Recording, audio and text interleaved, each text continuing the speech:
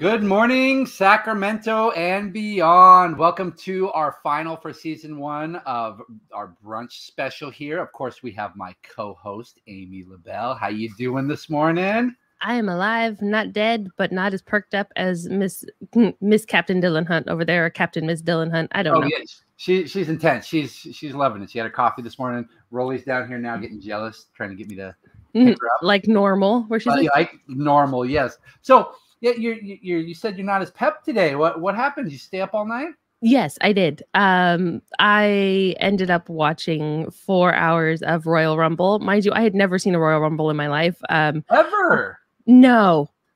So I podcast, of course, with the Capeless Crusaders, and 2 out of the 4 of us are massive wrestling fans. So I was doing research and homework because I promised that I would. Terrible resolution for 2020/2021 was learn more about wrestling.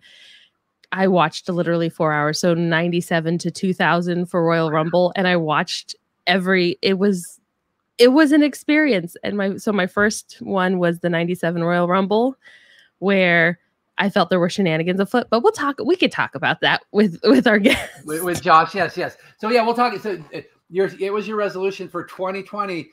But then you added a /21 because you never got to it. 2020, like I watched Tiger King. That was enough. People wrestling with giant cats. Like I'm like, okay. I wrestled with my self-loathing. It worked. 2020, we obviously watched a lot of television. My Netflix queue is down to 1 show. That's ridiculous. Like and it's American Horror Story. All of them, or I started it, but realized that I was watching season 9 on accident. But it didn't matter because they were all self-contained anyway. So I was like, I'm just gonna finish it. Oh yeah. You can kind of pick, which is the nice thing about American Horror Story. So like, I didn't personally. I'm not a big horror fan. We've talked about this a lot, but I hadn't watched season 1. And I think I came in on season like 2 or 3, and I've been like plucking them from they're like, oh, this one's about a hotel. Oh, this one's about history in New Orleans with some more myth. This is one so I got picky about it, and I was okay with it being an anthology and not having to see the prior seasons to watch it. So that's been kind of nice.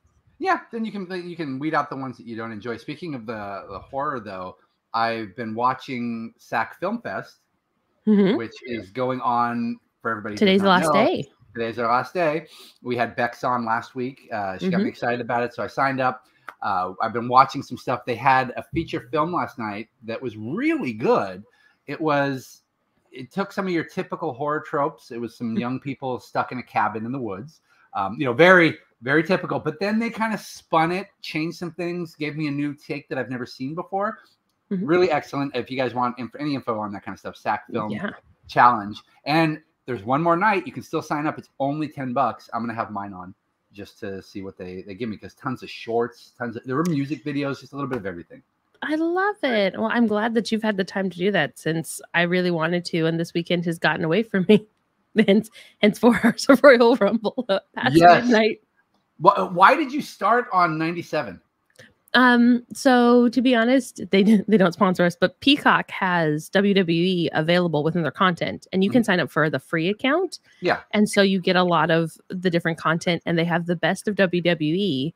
And so I've been kind of trying to move through different things. I've got people who are like, you got to see Dark Side of the Ring. My guys have been trying to put together matches that are like the pivotal matches I should be seeing.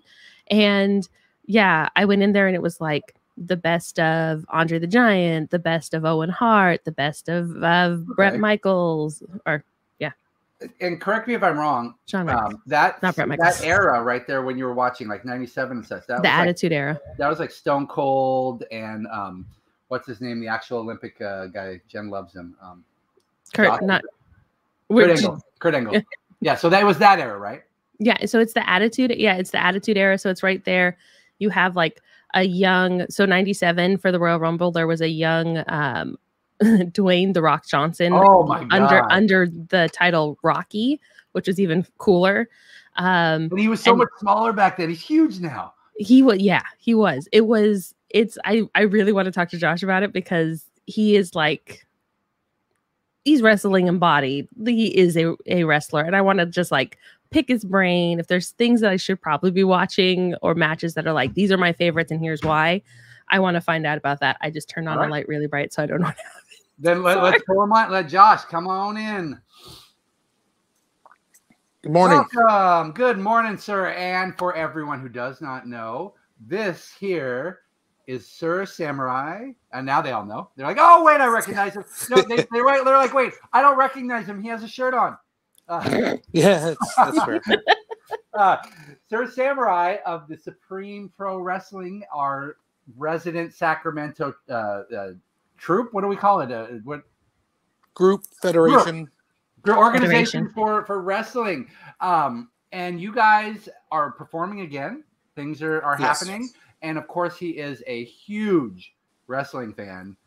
So it sounds like Amy might have some questions for you. I have a lot of questions, but let's start off like with you, Josh. So I usually see the SPW for Free Comic Book Day in our parking lot. Do you have like a memorable Free Comic Book Day match that you guys did? Because it is just, it's supreme madness usually with the event anyway, but you guys are so amazing. It all sort of blurs. I'm a nerd, so I have a notebook, so I write down every match I've ever had, and I'm also the historian for SPW, so I started with SPW in 2002 and wrote down results for every show they've done since then. Wow. But what I love about Free Comic Book Day is it's usually a place where the students, because we also have a wrestling school, the SPW Training Academy, it's a place where students get to have their first matches. Really? Low pressure, they work their trainers or whatever, and a lot of them have then gone on to much bigger and better things. And there's also just been random, I think the last one we had a few guys from Oregon who just happened to be passing through Sacramento that day. And they're like, hey, can you use us? Didn't know any of them. I was like, sure, come on down. We'll figure something out. So I really enjoy because wrestling, fundamentally, we have a monthly show has storylines, that we're following. But at Free Comic Book Day, it's pretty much anyone who wants to come and work on their craft is welcome.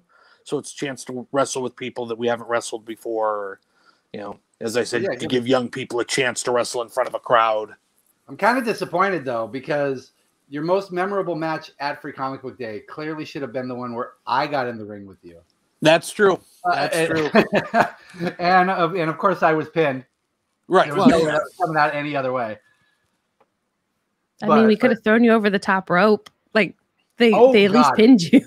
Yes, thank you, Josh. Yeah, the over the top rope thing is easy. It's just the landing that that's a little more challenging in a concrete parking lot. I would definitely imagine so. The craziest thing I actually saw him do, because you guys are out in Elk Grove now. Yes, which is not very far, but you're doing it again though, right? It's monthly. Yes, we've had two shows back since the pandemic, because we've had your flyer at the store. I want to make sure it was keep going. The craziest thing I ever saw you do was at the show that was in South Sac, and the craziness was ensuing. Of course, everything had gone out of the ring and into the stands. There were like 12 people around the entrance where they were serving food. So everyone's backing up, things going on. Josh climbs up onto an actual basketball hoop. Like he's up at the very top. And I see him looking, and we're all wondering what he's going to do. And nobody down below is paying attention. And he's looking, and I see him looking, and he looks, and he gets this look on his face like, I'm just going to do it. And he flips off of it onto the people, and luckily these people were trained enough and experienced in dealing with the unexpected that as they see something out of the corner of their eye, a few of them like move to like break his fall, and he's fine. And I'm just like, it was ridiculous, Josh. What's great about that is there was more people there than should have been. There were wrestlers who on their own went, wait, what is he doing? I better go catch him just in case. Like literally who were just hanging out with their girlfriends or whatever, who were like, yeah, he's going to do something stupid. I should probably be involved. Oh my gosh. Yeah. So that's the thing with stuff like that. I mean, this kind of stuff you guys, and I don't know, I imagine you go in with a story. You're like, you guys have your meeting. You're like, here's who's gonna battle. Here's what we need for the outcome. But the A to Z, when you're in the ring, there's no way to predict, right? Right. And there's different philosophies. There are people who will spend hours before a show figuring out everything they're going to do. And then on the other end of the spectrum, there's me whose philosophy is let the crowd react and see how they're reacting and go off of that. You know, I never know what people are going to be in the mood for in any given day. So I want the crowd to dictate what type of match I have. But yeah, there are other people where it doesn't matter what the crowd's doing. They're going to do A, then B, then C, then D. It's just different styles. Yeah. So you've been with SPW since 2002. How long have you been wrestling as a whole? I was actually a ring announcer in 2002, and I started training at the end of that year, and I made my debut in 2003 as a wrestler. Nice. And you've been hooked like way before you were even announcing. I'm from Chico, which is an hour and a half north of here. We never had independent wrestling there. I didn't really know it was a thing until I moved to Sac. And when I started attending as a fan, I didn't think that real people did it. I thought they were all, football players or whatever. And so then an opportunity presented itself to ring announce. And even then I thought, well, I could never actually wrestle. I'm a 29-year-old waiter at Applebee's. That's way beyond me. But somebody convinced me to train for just one match. So I joined the SPW Training Academy with the mentality of, I'll have a match and go back to ring announcing. Mm-hmm. And now I'm 1,152 matches later. Holy smokes. Yeah. This man gets you wrestle at least once every month. You've never missed a month, correct? Right. Until the pandemic, I was at 17 years having wrestled every single month. I think obviously that ground to a halt. You get to keep that streak. Like you don't start over because of the pandemic. You have not missed a beat. And you've been all over the place to do it, too. It's just absolutely crazy. Yeah, I've traveled 11 states and into Canada. Dang. Which was crazy because Canada was me and two other wrestlers literally drove to Calgary. It was a 26-hour drive. Wrestled on a Saturday, wrestled on a Sunday, and then drove back after the Sunday show. Holy smokes. Yeah. No, he's a monster. He absolutely is. When did SPW actually start? 2000. Okay. Yeah. So who started it? The show right before the pandemic, we were one show shy of our 20th anniversary. Okay. And at that point we had run every single month since we had opened. And then obviously, cosmic pause on the VCR and we took some time off. But yeah. Now we're back in it. But you're back. You're back and you're gonna working towards your 25th anniversary. Sure. Who was it that started it? It was a guy named Rich Roby started it, and it was just him and a group of friends. And then they brought in a guy named the Big Ugly JD Bishop, who's still wrestling. Yes, who was a trained wrestler. Like he had gone to a school in Fresno, knew what he was doing, and he eventually took over the company. And he was my trainer. Okay. And he's still going. I've seen him do stuff. And his kids are now wrestlers. His kids are now wrestlers. His son Titus wrestled last night in Seattle. Dang. So have you been mentoring anybody for the academy? Yeah, we have an active academy right now. So we have the next generation who hasn't debuted yet. We have right over my shoulders a guy in a red jacket with a white, I don't know what that's called. He's now in NXT, which is the WWE third brand. But Timmy started with us in 2005 and is now, and he's a special case because he was with us as Timothy Thatcher, and in NXT he's still Timothy Thatcher from Sacramento, California. That's quite so often cool. When the WWE signs someone, they just give them a random gimmick that they had already created, and then they're like, okay, now you're Pat the Pirate from Jamaica or whatever. Whereas Timmy actually made it all the way to the top, never really changing who he was from his first day, which is pretty cool. That's really cool. That's super interesting too, because I would have thought that when they bring people on, it would have been a combination of their ability and their style. So if you're bringing them on for a style, you'd think you'd want to keep it pretty close to the reason you hired them. It really changes from month to month. Half of their wrestlers are who they were in the independents, and half are just given new silly names at random. They had a guy debut 2 weeks ago whose father was famous in the 80s and 90s, named Rick Steiner. And this guy's getting ready to debut, and his boots say Steiner, and at the last moment they change his name. So now he's wrestling as Bron Breakker, but his boots still say Steiner, and he looks just like his father. But they're pretending that it's not him. They're not acknowledging that his dad. That's so strange because you'd think you'd want to continue the legacy, have a connection with the fans, and their philosophy is based off of what happens when we fire this guy or he quits. They don't want him to be able to go somewhere else and continue his story. So if Bron Breakker left the WWE, he couldn't be Bron Breakker anymore because they would have to start over. Okay, that actually makes sense. It does because they're like, no, we don't want you to just build yourself here and then go somewhere else. Right, exactly. Interesting. Now you just recently went to Vegas for a pretty awesome convention that I didn't even know existed. What was it? It's called the Cauliflower Alley Club, and it's actually been around since the 50s. And it's a charity organization to raise money for down on their luck boxers and wrestlers. People who are hospitalized and can't pay their bills or whatever. That's so every year, a pretty appropriate name too. Right. Yes. Yeah.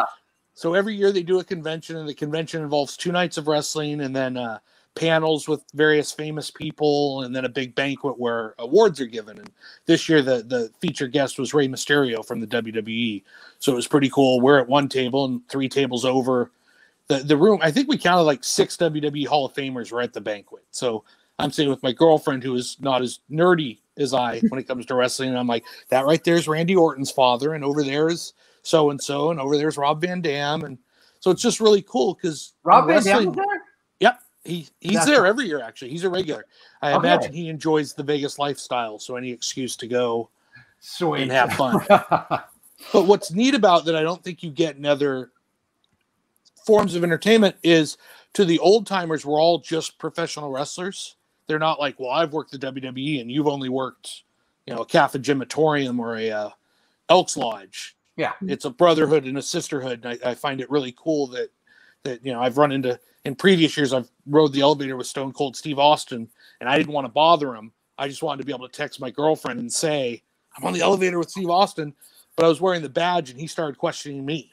He was like, oh, were you on the show last night? How was the crowd? How's the talent this year? And I'm like, this is amazing. Because in his mind, I was just a wrestler he hadn't heard of. Nice. That's pretty awesome. Cool. Especially when you hear stories about that with you hope they're all nice. Right. To have him just do that. And Stone Cold was one of my favorites back in the day. Sure. And he can come off as a pretty rough guy. So it's nice to see him just be, just a guy. Yep.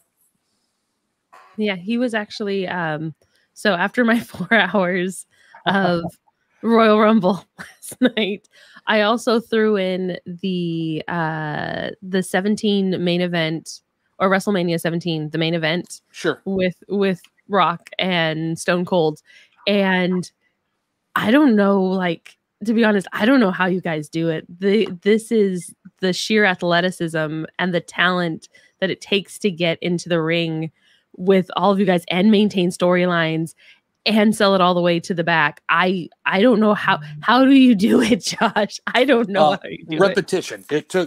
It's different for everybody, but it took me a year of training before I was allowed to do anything in front of the crowd. And different schools have different philosophies. Some schools are just move-based, whereas we tend to be, because I'm known as a storyteller. Like if you ask people who Sir Samurai is, I'm the one who tries to figure out, we'll plant seeds early and then later we'll pay this off. And I'm a geek. I've been reading comics since 84 or something like that. So I like telling stories. But so we really push at SPW, who are you as a wrestler? As long as you remember what your story is, the crowd doesn't know what moves you're supposed to hit, so they can't know that the story didn't work out. Whereas if you just memorize the moves and then the moves don't go well, then it's very blatant that something didn't go well. So yeah, it's getting comfortable. A lot of it's getting comfortable, especially in silly outfits. We're all waiters or teachers or whatever we do for a living, and then come the weekend, we have to get geared up and walk the aisle. Oh, that's funny. Heather says, I knew who Rob Van Dam was.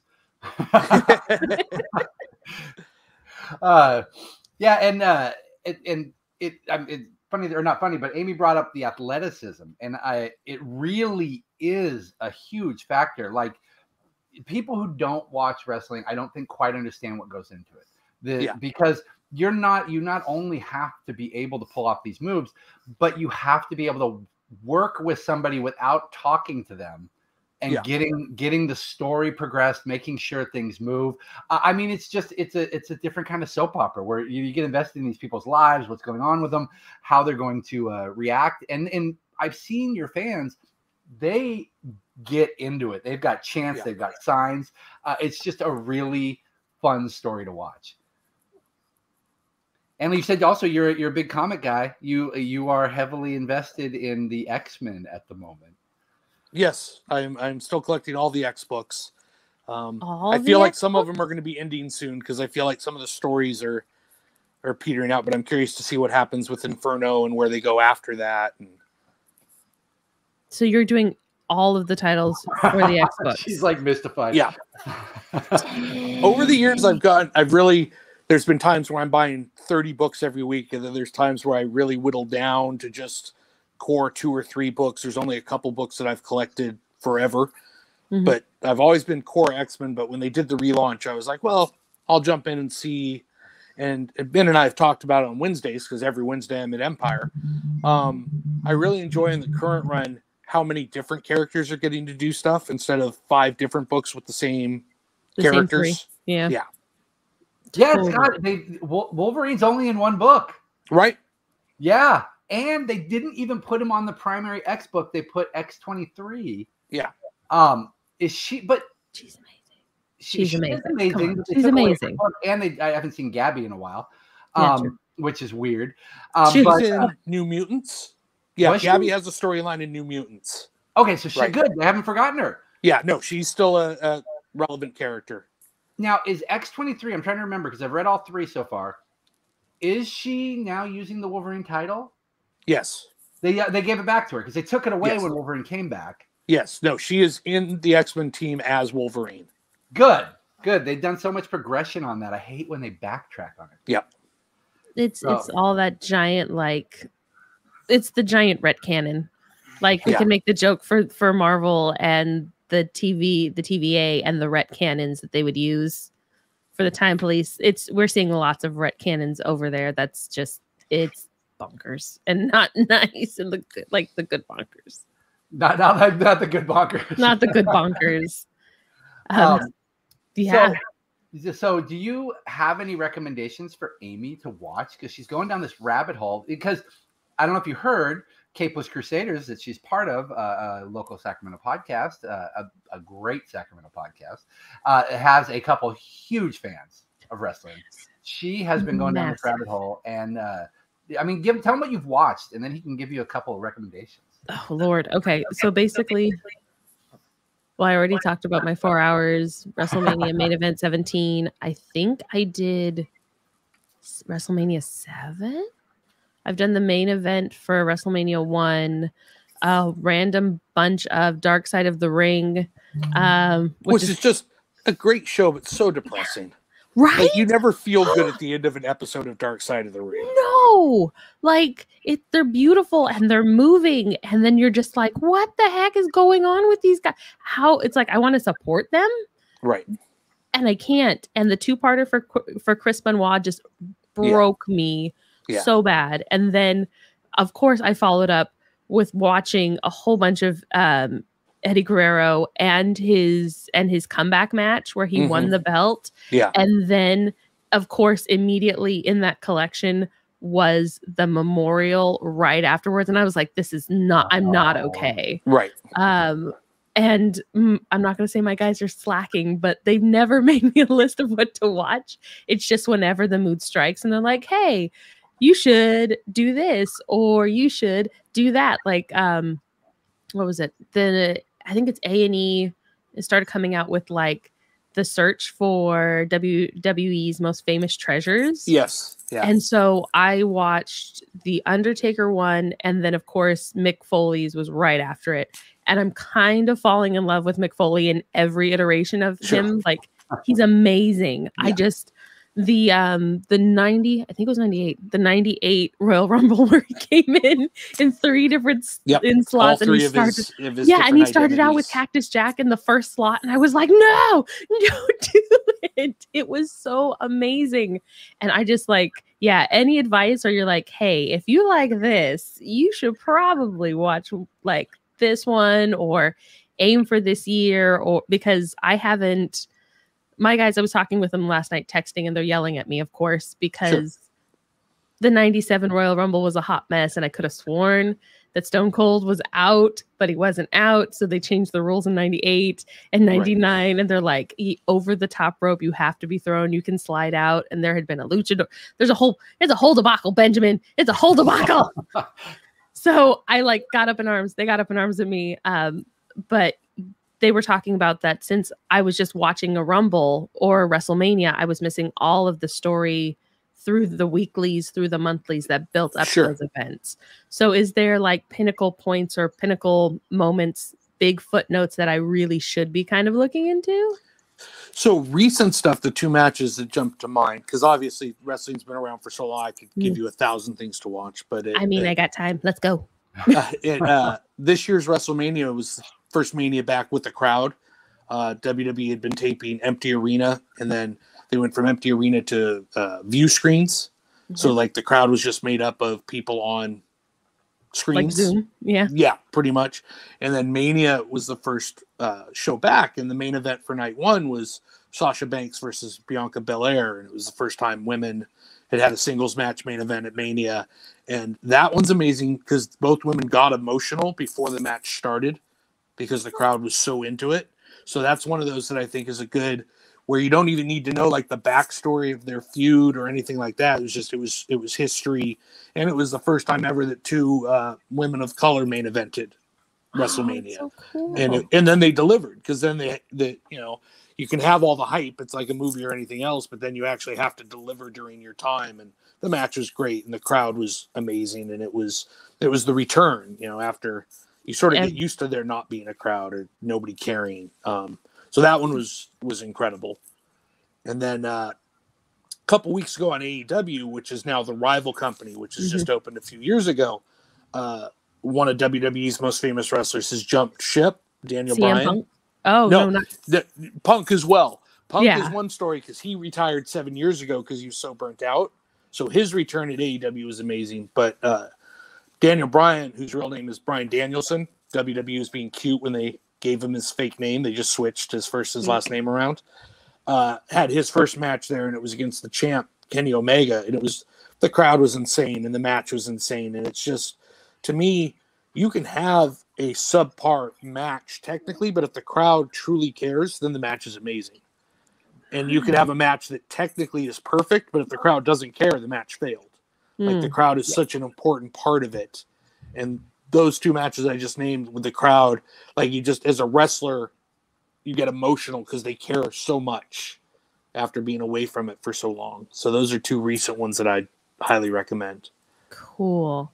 So also I because we're talking about the athleticism of being in the ring, you also have dubbed yourself the amateur endurance athlete. This is like a crazy, I don't know for your title if I want to call you amateur at this point, because you have been wrestling for 17 years, but is there something extra we should know that you're still dubbing yourself as amateur?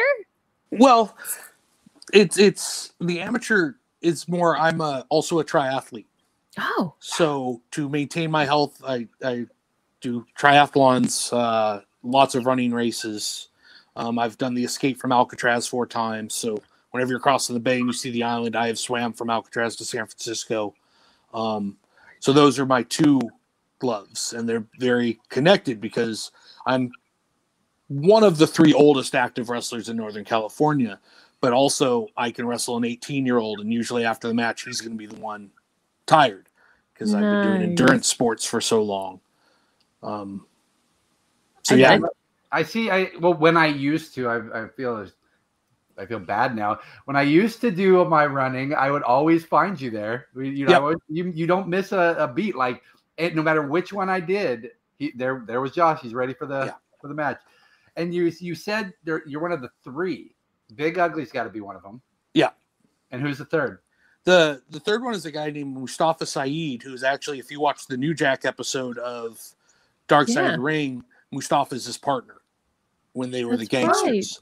Right. He was very famous in the 90s, but he happens to live in Elk Grove now. So he's one of us and has appeared for SPW many times. I've wrestled him many times. The biggest, scariest monster you'd ever meet, but also the nicest guy in the world. Like, we'll just randomly text you and be like, hey, hope you're doing all right. You know, and just a sweetheart, but crazy. Like, I've done hardcore matches with him. And I want to say he's 55 now, but you'd never know it. Oh my gosh. He's amazing. Speaking of the back to the races, sorry. Are there any coming up in town? So are they doing in a couple weeks, California or Sacramento's hosting the Ironman, which is like the hardest race in the world. It's a 2.4 mile swim, 112 mile bike ride, and a 26 mile run. And I, a year ago, had signed up for it and recently realized that I'm in no way ready to race for 15 hours. Yeah. So I did a deferral. So now my entry is reserved for next year. So I have a year to get ready for it. That's a race I've dreamed of doing since the 90s, but I'm doing shorter courses right now and getting my butt kicked. I know that I can't swim for 2 hours and then bike for 8 hours and then do a marathon. Like, it's just unrealistic. But my plan is a year from now to be able to do it with confidence. Are they going to do the Ironman again in Sacramento for next year? We hope so. It's one of those things where there's always an Ironman California. Mm-hmm. And for years it was in Santa Rosa. And it was also in San Diego for a while. This is the first time Sacramento has hosted it. So we could have a little... Well, I'm wondering where they're going to do that that almost 2.5 mile swim. Like, it starts in the American River and you turn left and swim up Sac River and come out at Tower Bridge. Oh, that's going to be that's crazy. That is a butt to swim with the current. Yeah. And then the transition for everything is at River Cat Stadium. You do the 112 mile bike out into the like the orchards and stuff. Like, you leave Sac, and then the run is downtown and the American River bike trail.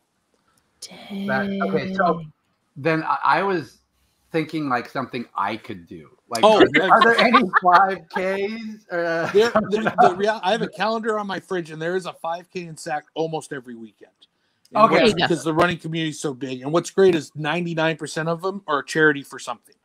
Great. So that's not the only reason I pick a race, but whenever they have a cause that I'm full on, you know. There's one race locally, and I don't remember what it is, but it's to put dogs with service people who, were in the military and are now suffering from PTSD. Mm-hmm. And I'm like, that's a great concept because it's great for the dog and it's great for the owner. Yeah. So I do a lot of those. William Land Park has at least one race a month. Okay, yeah, Sacramento's a real hotbed for like those charity runs. Yeah. Sweet. Well, speaking. Okay. Oh, I was going to say, Ben's like, yes, I will, in 4 months, I will go on a 5K.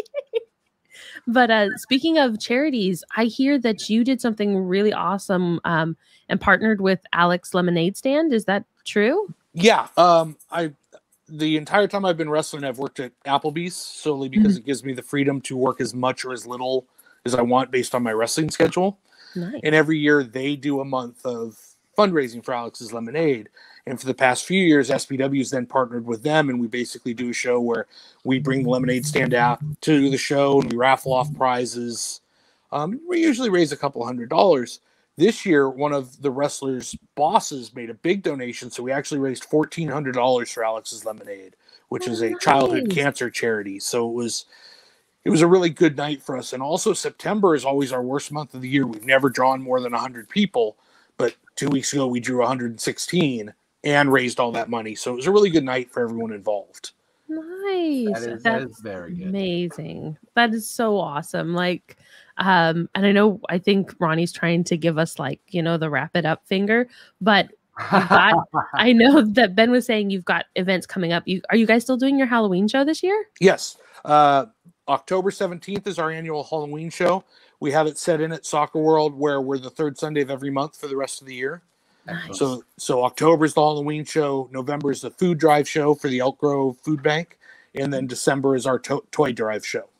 Nice. And where can people get tickets, find out who's Tickets on Eventbrite, but if you find Supreme Pro Wrestling on Facebook, we have an event page, and we're on all the social medias and all of that stuff. Excellent. That is awesome. Everybody go over and check out Sir Samurai. You can see the @ right there. Look up Supreme Pro Wrestling on all the social media. Make sure you follow them. And then, of course, check out a show, especially with the holidays coming. They'll be doing some special things. So thank you very much, Josh. I appreciate it. Thanks, guys, for having me on. I appreciate it. Nope, that was fun, and I'll hope to see you at a show soon, but I will see you on Wednesday. Yes, you will. Amy, I like him. I love Josh. Can you show me what the wrap it up finger looks like? Wrap it up. We could rally point with your knife hand, but it was like wrap it up. I like that. Ronnie. That's more fun. Yeah, producer Ronnie, and he's constantly doing stuff for charity. When I first reach out to him for Free Comic Book Day, he's just like, yeah, we'll be there. We'll bring whatever you need. My favorite match though for them at Free Comic Book Day was when they went through the lounge table. We all literally, because I was working that Free Comic Book Day. I remember that one and I was like, but okay.